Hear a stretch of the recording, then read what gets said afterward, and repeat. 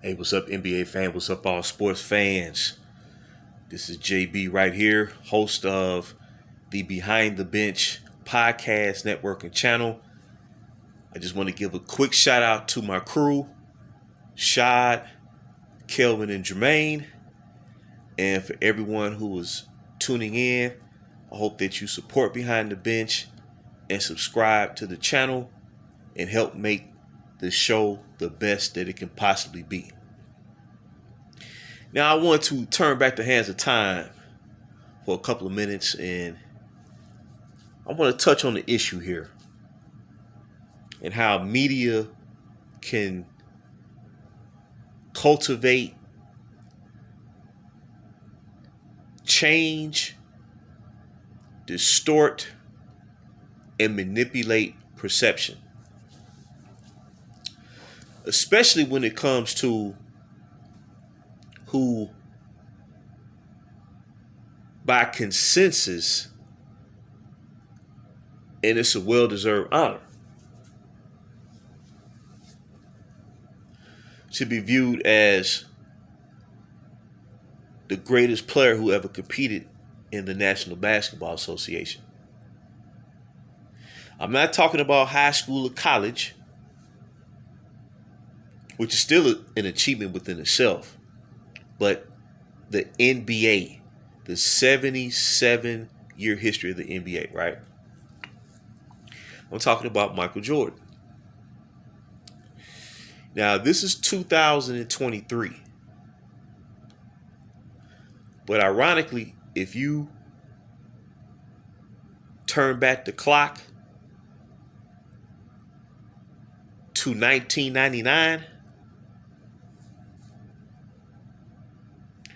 well, ESPN Sports Century series that did a yearly special on the top 100 greatest athletes of the 20th century, right? Now look at who's on the cover of this commemorative issue by ESPN. It's none other than the heavyweights, the Titans. Pictures of all the greatest athletes of the previous century sitting ringside, but duking it out, metaphorically, is Michael Jordan and the late Muhammad Ali, who was known as the greatest. Now, I asked myself, what was presented in 1999 consensus-wise, no manipulation, no distortion, how can an athlete be viewed in the highest esteem just 23 years ago, and then a generation later seen as less than what he truly was in real time when he played? Now, I want to show something, and what's taking place with Michael Jordan and how he's now being presented and how his legacy is being tarnished and torn down. It's the most tragic thing I've seen in sports. Now, I'm not necessarily a fan of the Chicago Bulls, but I love and honor NBA history.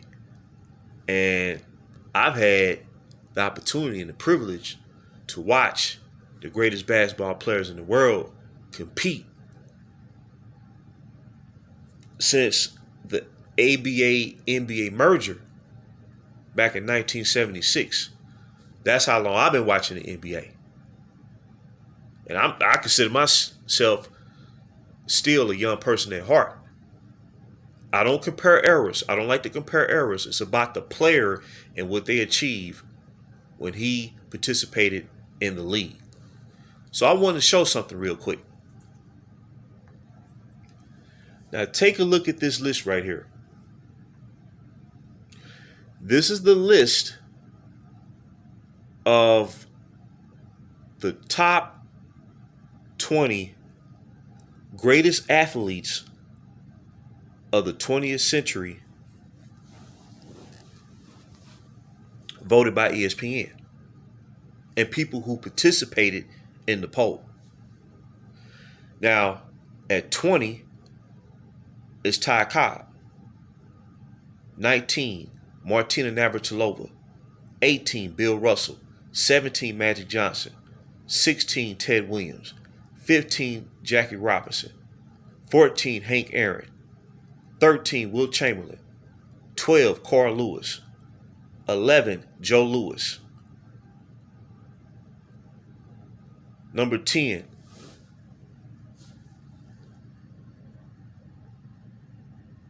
that Babe Sakaris. 9, Jack Nicklaus. 8, Willie Mays. 7, Jim Thorpe. 6, Jesse Owens. 5, Wayne Gretzky. 4, Jim Brown. Then you got the big three. And all these athletes who I mentioned dominated their sport like no other. Number 3 was Muhammad Ali. Number 2 was Babe Ruth. And number 1 was Michael Jordan.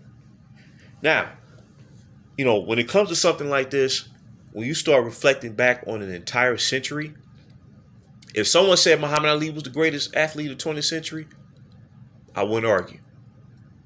Babe Ruth and what he accomplished, despite of, how people feel about him or the era that he played, he still dominated. And it's like he's a mythical figure at this point. And his legacy lives on to this day.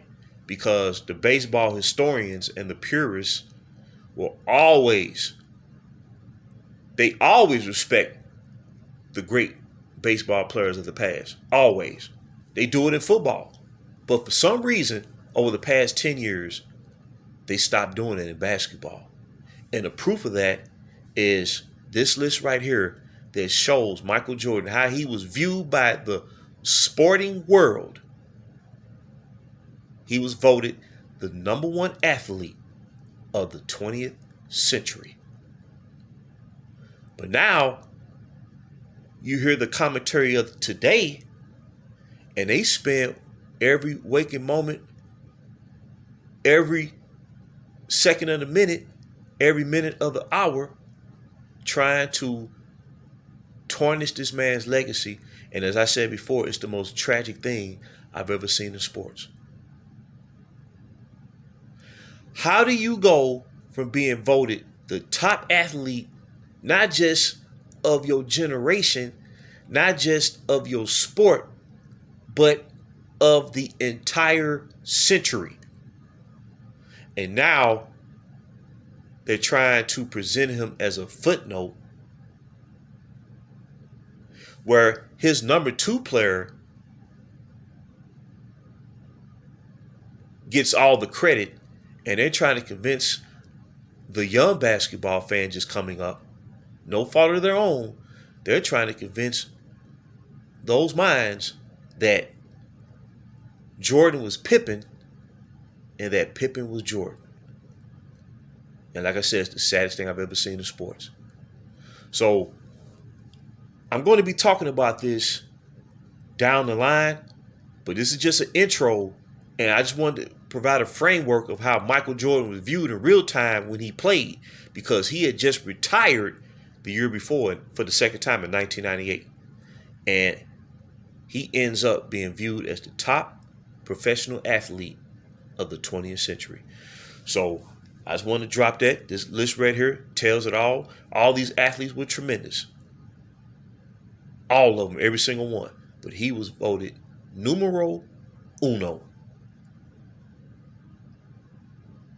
Numero uno. And I'm talking about Michael Jordan. So, again, this is JB for Behind the Bench.